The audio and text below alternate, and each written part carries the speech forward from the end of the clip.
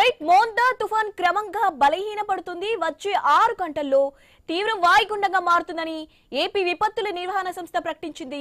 దీని ప్రభావంతో ఇవాళ ఏపీలో విస్తారంగా వర్షాలు కురుస్తాయని తెలిపింది. కోస్తాంధ్రలో ఈదురు గాలులతో ప్రజలు జాగ్రత్తగా ఉండాలని హెచ్చరించింది.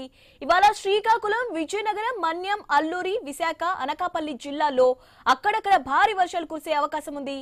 ఏలూరు, కృష్ణా, ఎన్టీఆర్, గుంటూరు, బాపట్ల, పల్నాడు జిల్లాల్లో అక్కడక్కడ భారీ వర్షాలు పడనున్నాయి.